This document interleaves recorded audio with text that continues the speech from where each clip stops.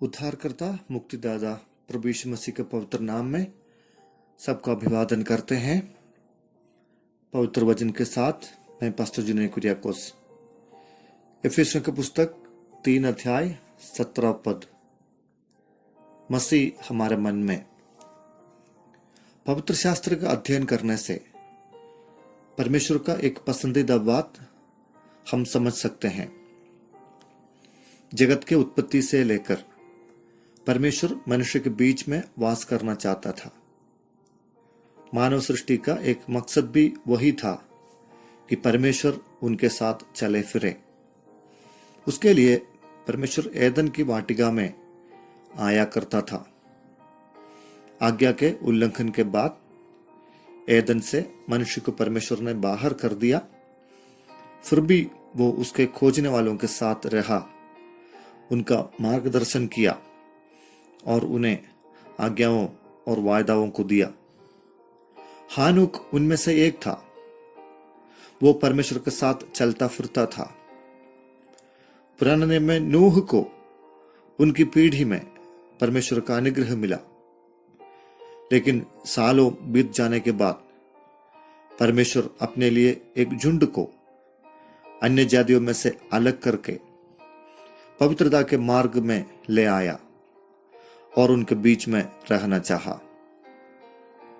मूसा के समय में यहोवा कहते हैं कि मैं तुम्हारे साथ तुम्हारे बीच में रहना चाहता हूं। मूसा को नक्शा देकर उसके लिए एक मिलाप वाला तंबू बनवाया, जहां लोग परमेश्वर से मिल सकते हैं।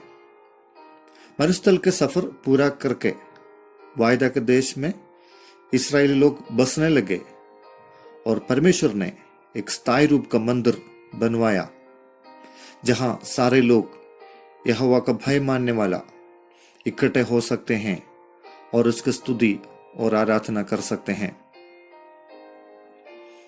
इतनी सारे सुविधाएं और अनुभव लोगों के मन में परमेश्वर से एक लगाव को बरकरार रख नहीं पाया। लोग मंदिर से दूर जाता रहा और परमेश्वर से भी।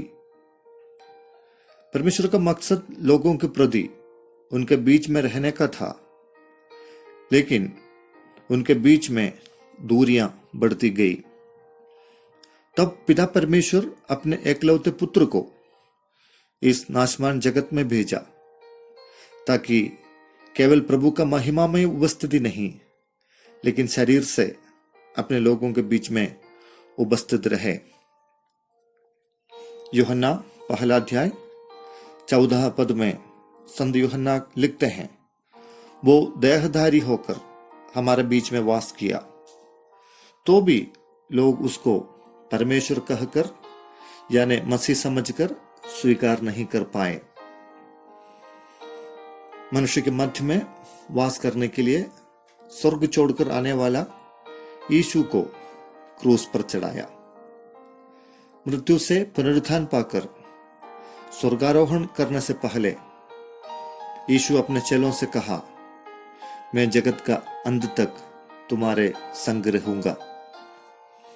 मेरे अजीजों, यीशु आपके मन में वास करना चाहता है।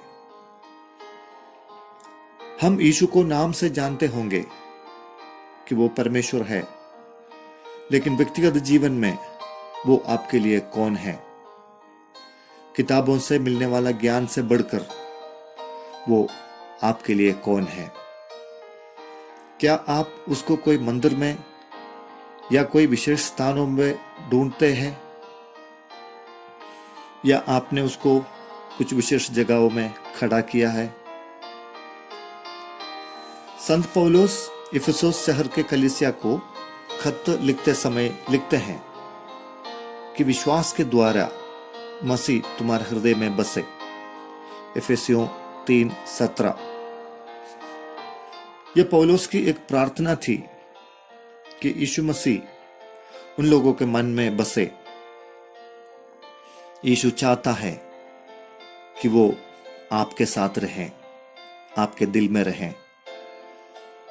वो हाथ से बनाए हुए मंदिर में नहीं रहना चाहता है, लेकिन विश्वास करने वालों के मन में स्वामी बनकर, प्रभु बनकर, मुक्तिदाता बनकर रहना चाहता है। वो आपके पाप और गंदगी भरे हृदय को अपने पवित्र और बहुमूल्य लहू से शुद्ध करके आपको एक नया व्यक्ति बनाकर आपके साथ रहना चाहता है। और आपके लिए उसका सपना यह है कि उस पर विश्वास करके आप अपने दिल में उसको बुलाएं। वो आपके निमंत्रण का इंतजार कर रहा है। रोमी 10:9 के अनुसार वो आपका उद्धार करना चाहता है और उद्धार पाए हुए व्यक्ति के मन में प्रभु यीशु मसीह वास करता है।